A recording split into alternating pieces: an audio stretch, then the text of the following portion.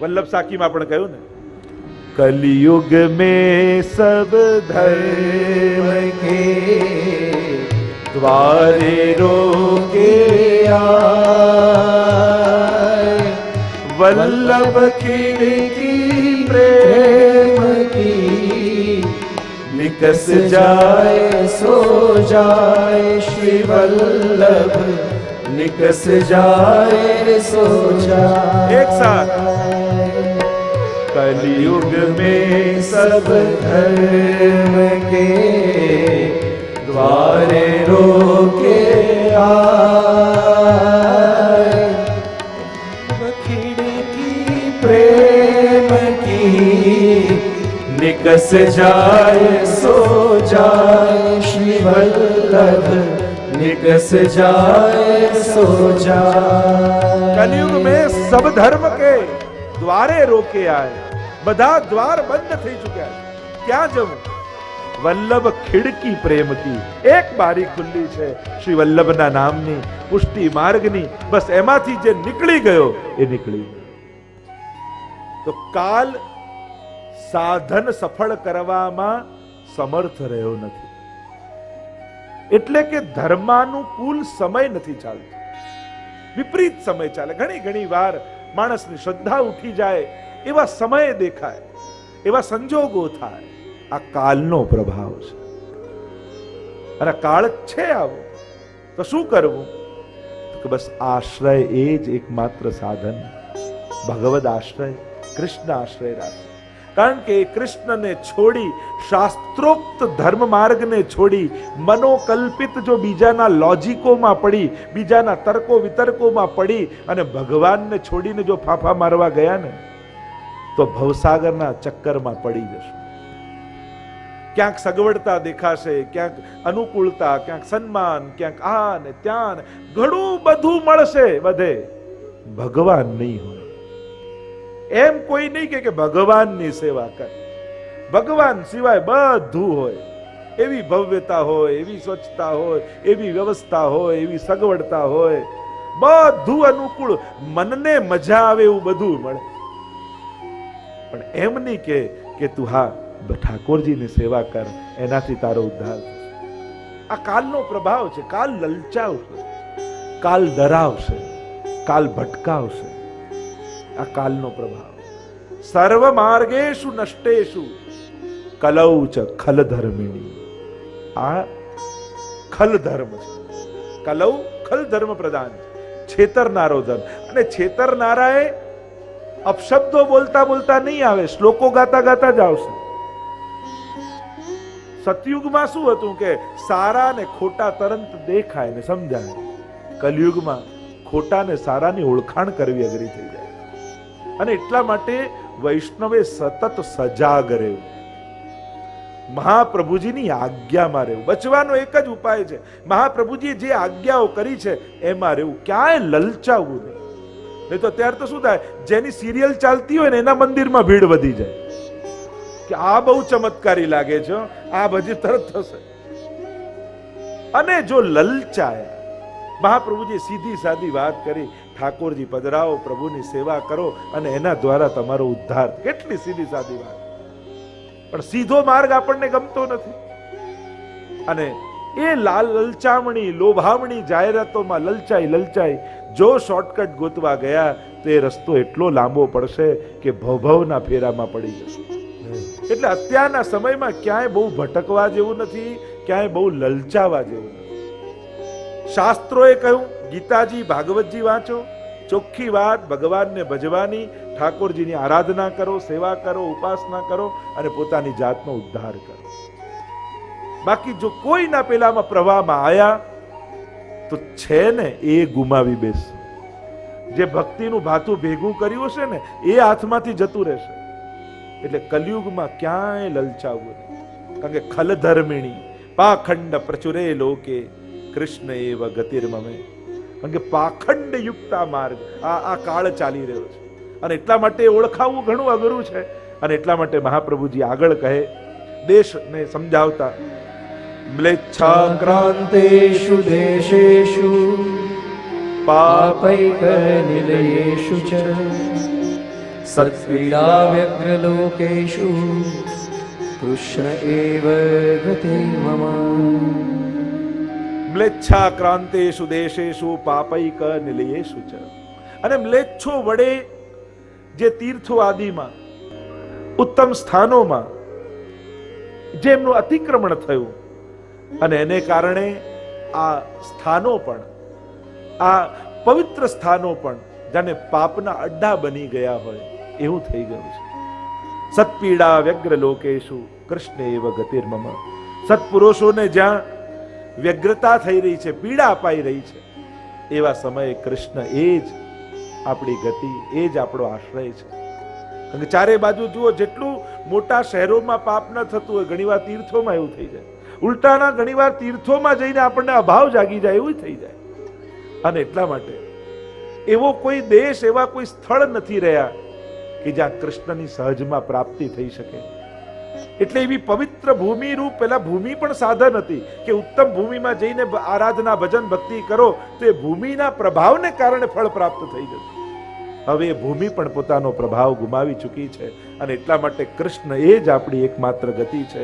એમ કહેતા આગળ મહાપ્રભુજી કહે, ગંગાદિતીર્થવર્યેષુ દુષ્ટૈરેવાવૃતેષ્વ્ય તિરોહિતાદિદૈવેષુ કૃષ્ણ એવ ગતિર્મમ.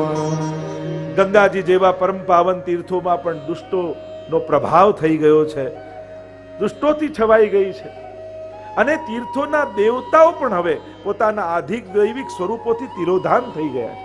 જે પ્રાચીન સમયમાં ગંગાજી પ્રગટ થઈને દર્શન આપતા, યમુનાજી પ્રગટ થઈને દર્શન આપતા, તીર્થોના દેવતાઓ પ્રગટ થઈને આવતા. આપણે તો વાર્તા સાહિત્ય આદિમાં 84 બેઠકના ચરિત્રમાં જોઈએ કે મહાપ્રભુજી કથા કરતા હોય, પારાયણ કરતા હોય ભાગવતજીનું, અને એ સ્થળના દેવતા, તીર્થના દેવતાઓ શ્રવણ કરવા આવતા. એ ત્યાંની નદીઓ દેવી સ્વરૂપે આવીને શ્રવણ કરતા. પણ આ કલયુગના પ્રભાવને કારણે એમના આધિદૈવિક સ્વરૂપો જતા રહ્યા છે. એટલે કૃષ્ણ જ આપણી ગતિ છે. ચોથા શ્લોકમાં મહાપ્રભુજી સમજાવે, અહંકાર વિમૂઢેષુ સત્સુ પાપાનુવર્તિષુ લાભ પૂજાર્થ યત્નેષુ કૃષ્ણ એવ ગતિર્મમ. કરતા સમજાવ્યો કે જેમ કરતા પણ હવે શ્રેષ્ઠ ન રહેતા એનું ફળ જતું રહ્યું છે. સત્પુરુષો પણ અહંકારમાં વિમૂઢ થઈ ચૂક્યા છે અને સત્સુ પાપાન, પાપમાં રત થયા છે, લાભ પૂજા માટે પ્રયત્ન કરનારા થયા છે. અને એટલા માટે કૃષ્ણ એ જ આપણી ગતિ છે. કારણ કે આમાં જો લલચાયા, ક્યાંક પ્રભાવમાં આવ્યા તો આપણે આપણો સ્વધર્મ ગુમાવી અને ક્યાંક કોઈ કલયુગના પ્રભાવમાં તણાઈ જઈશું. અને એટલા માટે આગળ મહાપ્રભુજી 5મા શ્લોકમાં કહે, અપરિજ્ઞાન નષ્ટેષુ મંત્રેષ્વવ્રત યોગીષુ તિરોહિતાર્થ દૈવેષુ કૃષ્ણ એવ ગતિર્મમ. સાચા મહાપુરુષો ન રહેવાથી એ મંત્રોનું શુદ્ધ સ્વરૂપ પણ જતું રહ્યું, મંત્રોનું સાચું જ્ઞાન પણ જતું રહ્યું છે. મંત્રોમાંથી થતા અર્થ અને દેવો પણ લુપ્ત થઈ ગયા છે. અને એવા સમયે કૃષ્ણ જ આપણી ગતિ છે. કારણ કે મંત્ર નહીં, એ આરાધના કરનારા, એનો જાપ કરનારા, એની વિધિપૂર્વક કઈ રીતે જાપ કરવું, આ બધા મંત્રોના વિધાનો પણ જતા રહ્યા છે. શુદ્ધ મંત્રો બોલનારા કોઈ રહ્યું નથી. અને આપણે ઉલટાનું એ આગ્રહ પણ રાખતા નથી. લગ્ન હોય તો ભૂદેવને જ કે થોડું વહેલું બતાવજો ને.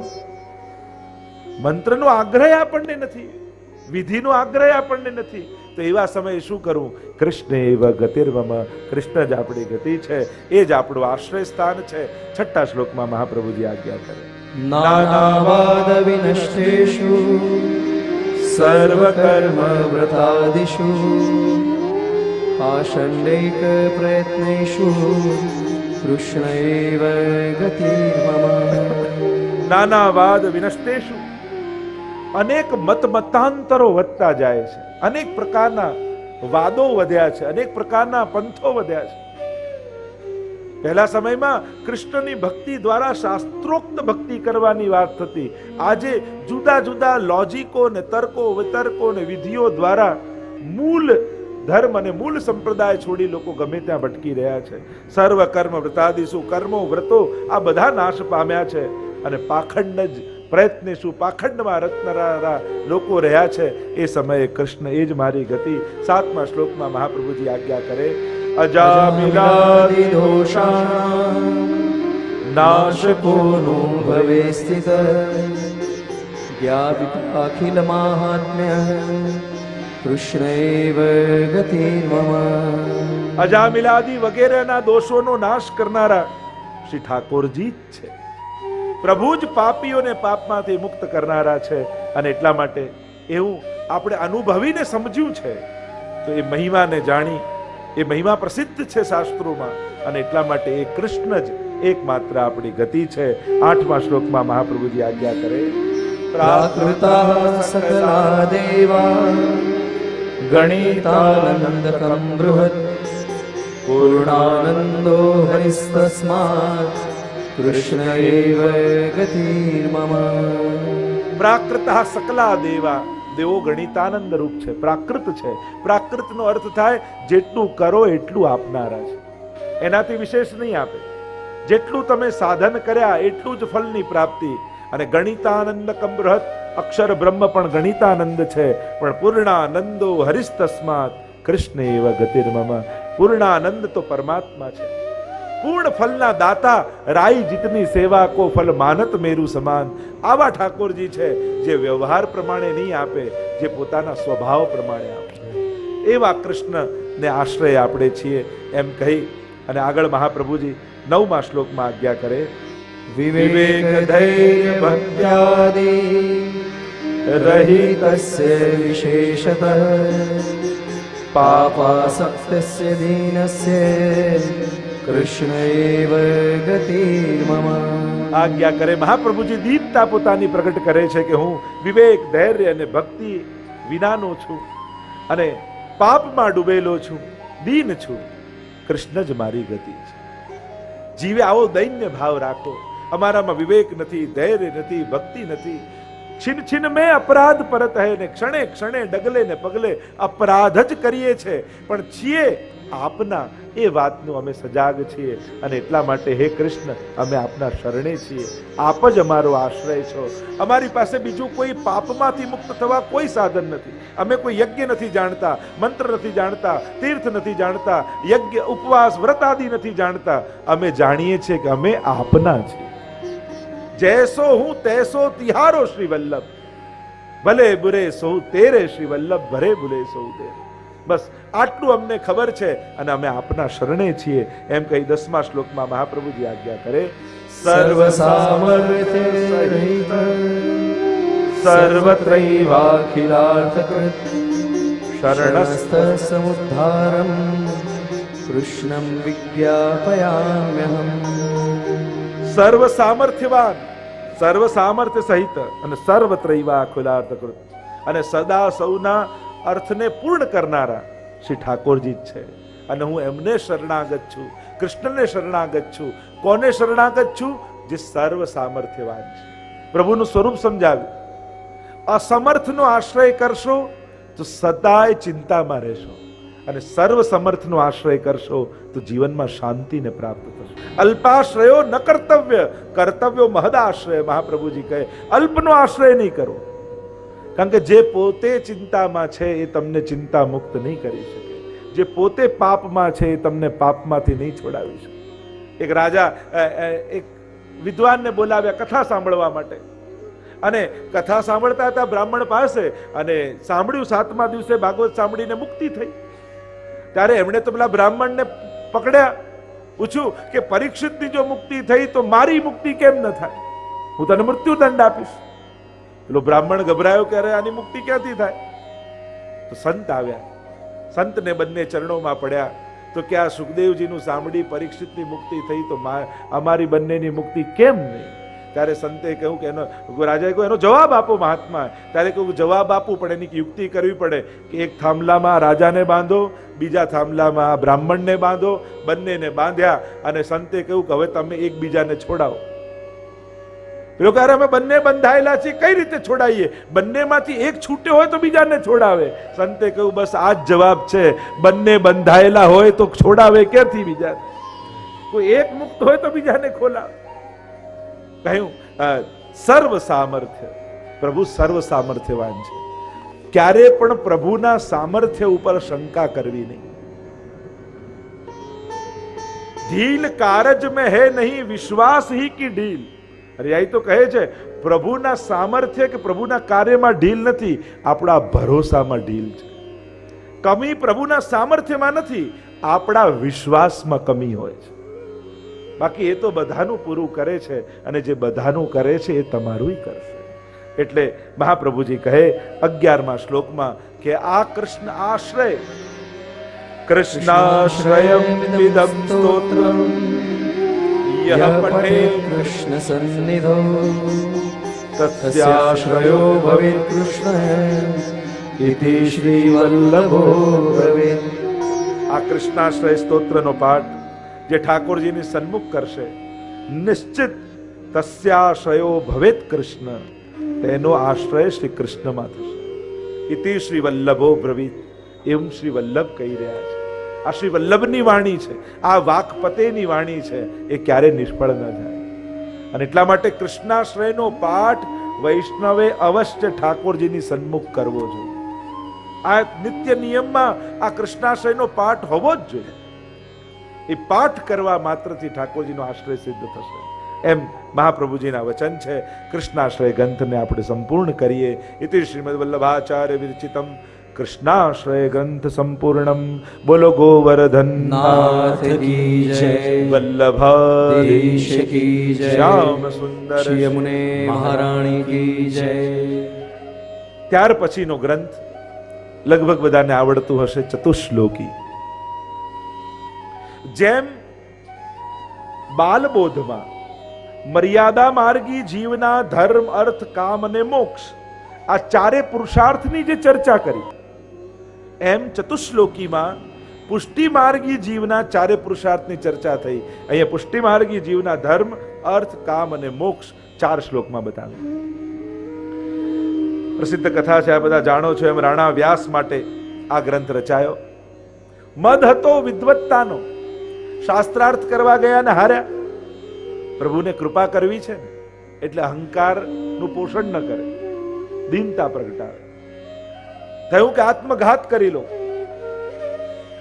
બેઠા ગંગાજીના કિનારે, કે રાત પડે ને પછી કૂદવું એટલે કોઈ જુએ નહીં ને કોઈ બચાવાય ના આવે. અને એટલામાં મહાપ્રભુજી ત્યાં નિકટ હતા ને કોઈ પ્રશ્ન કર્યો કે કોઈ ગંગાજીમાં આત્મઘાત કરે તો એનું શું ફળ મળે? તો કે એને તો સર્પ યોનિ મળે. એવી સંજોગ થાય. અને ત્યાં આંખો ખુલી. રાણા વ્યાસે જોયું કે કોઈ મહાપુરુષ પધાર્યા છે. મહાપ્રભુના શરણે ગયા. અત્યારે એનો વિસ્તાર નથી કરતો. અને કહ્યું, ચતુશ્લોકી ભણાવ્યું અને કહ્યું કે હવે તમે શાસ્ત્રાર્થ કરવા જાઓ. અને જ્યાં ચતુશ્લોકી ભણ્યા અને સર્વ શાસ્ત્રાર્થમાં એમનો વિજય થયો છે. 4 શ્લોકમાં વૈષ્ણવના ચતુર્વિધ પુરુષાર્થની વાત મહાપ્રભુજી પર જેમ આજ્ઞા કરે છે. પુષ્ટિ માર્ગે હરિદાસ્યમ ધર્મ, અર્થો હરિરેવહી, કામો હરિર્દિદૃક્ષૈવ, મોક્ષ કૃષ્ણસ્ય ચેત ધ્રુવમ. પુષ્ટિ માર્ગમાં પુષ્ટિ ભક્તો માટે ધર્મ કયો? તો કે ભગવત સેવા એ ધર્મ. અને એટલા માટે પ્રથમ શ્લોકમાં મહાપ્રભુજી આજ્ઞા કરે, સર્વદા સર્વભાવેન ભજનીયો વ્રજાધિપ, સ્વસ્યાયમેવ ધર્મો હિ નાન્ય ક્વાપી કદાચન. બસ આ જ વૈષ્ણવનો ધર્મ. પુષ્ટિ માર્ગેર હરેર દાસ્યો ધર્મ. આપણો ધર્મ કયો? સર્વદા સર્વભાવે ભજનીયો વ્રજાધિપ, સ્વસ્ય અયમેવ ધર્મો હિ નાન્ય ક્વાપી કદાચન. ભગવત સેવા શ્રી કૃષ્ણની, એ વ્રજેશની સર્વદા અને સર્વ ભાવે કરવી, એ જ આપણો ધર્મ છે. બીજો એક. એટલે કે બીજે પણ જ્યાં સેવા કરવા જાઓ તો એના હૃદયમાં પણ ઠાકોરજી જોઈને એની સેવા કરવી, જેથી મદદ કરવાનો પણ અહંકાર ના આવે. નહીં તો મેં આને મદદ કરી એવો ભાવ આવે, પાછો મદ આવી જાય. આના હૃદયમાં હું જેની સેવા કરું છું ને એ ઠાકોરજી બિરાજે છે, હું તો એની સેવા કરી રહ્યો છું. વિચારો જાણીને સેવા નહીં કરવી, અહોભાવ જાણીને સેવા કરવી. મહાપ્રભુજી આપણને સેવામાં પણ એક સ્ટેપ ઉપર લઈ જઈ રહ્યા છે. તમે મદદ નથી કરતા, તમે સેવા કરો છો. અને જ્યારે મદદ કરવા જાઓ ને ત્યારે એને વિચારો જાણીને કરવી પડે, પણ સેવા કરો ત્યારે એમાં અહોભાવ રાખીને કરવું પડે. એટલે જ્યારે પણ ક્યાંય સેવામાં જાઓ તો અહોભાવ રાખીને, હીન ભાવ રાખીને નહીં. તો સર્વદા સર્વભાવે, એક તો સર્વદા હંમેશા, એટલે સુતીથી લઈ જાગતા અને 12 માસ અહર્નિશ ભગવત સેવા આપણે ત્યાં છે સર્વદા. બીજું સર્વભાવે, સર્વભાવ પ્રભુમાં રાખવા. આપણે ત્યાં 5 ભાવ પ્રધાન રૂપે છે: શાંત ભાવ, સ્વામી સેવક ભાવ, વાત્સલ્ય ભાવ, સાખ્ય ભાવ અને માધુર્ય ભાવ. પ્રભુમાં સર્વભાવથી આપણે લાલ લડાવી. આપણે સેવામાં તમે એમ જોવા જાઓ તો કીર્તન સાહિત્યમાં મંગળાથી શયન સુધી જુઓ તો બંને ભાવ તમને જોવા મળે. નંદાલયનો ભાવ ને નિકુંજનો ભાવ. મંગળા નંદાલયમાં થાય ને મંગળા ગિરિરાજજીની કંદરાઓમાં થાય. ગોવર્ધન ગિરી સઘન કંદરા રૈન નિવાસ કિયો પિય પ્યારી. એટલે સર્વ ભાવે સેવા થાય. એટલે ઘણા કે તમારે તો બાલકૃષ્ણની સેવા ને, ખાલી બાલકૃષ્ણની નથી, અમારે તો સર્વ ભાવની સેવા છે. અમારો લાલન શૃંગાર કરીને પલ્લામાં ઝૂલતો હોય ત્યારે બાલ ભાવે થાય, અને રાજભોગમાં કુંજનો મનોરથ કરીએ તો એ કિશોરે થઈ જાય. તમે હવેલીમાં પીછવાઈ જુઓ, પેલી ચિત્રકારી કરેલી, એમાં તમને એકે પીછવાઈમાં બાલકૃષ્ણ દેખાય છે? બધે ઠાડા કૃષ્ણ જ છે. 7 સ્વરૂપમાં એક ખાલી બાલકૃષ્ણલાલજી છે, બાકી બધા કિશોર સ્વરૂપો જ છે. એટલે અહીંયા તો સર્વ ભાવ છે. ત્વમેવ માતા ચ પિતા ત્વમેવ, ત્વમેવ બંધુ ચ સખા ત્વમેવ. આપણે તો સર્વ ભાવ. એ જ અમારો સ્વામી છે. રક્ષાબંધન આવે તો રક્ષાએ ધરાવીએ, અને આપણે ત્યાં એને બાલક પરે પલનાય ઝુલાવીએ, અને એ આપણો પતિ પણ થઈ જાય. એક પ્રભુ એવા છે જેમાં સર્વ ભાવો થાય. તો સર્વ ભાવે, આનો ઘણો વિસ્તાર કરી શકાય આ શબ્દના, પણ આપણી પાસે એટલો સમય નથી. સર્વ ભાવેન ભજનીય વ્રજાધિપ, ભજ સેવાયામ. મેં પહેલા જ કહ્યું, શાસ્ત્રોમાં ભજન શબ્દ આવે તો ભજ ધાતુ સંસ્કૃતમાં સેવાના અર્થમાં છે. ભજ સેવાયામ, સેવવા. ભજનીયો કોને? વ્રજાધિપ, જે વ્રજના અધિપતિ છે ને એને. આપણો આરાધ્ય કોણ? તો કે જો બાલ ભાવ છે તો યશોદોત્સંગ લાલિત, કિશોર ભાવ છે તો સ્વામીજીના હૃદય કુંજમાં રમણ કરતા એ શ્રી કૃષ્ણ.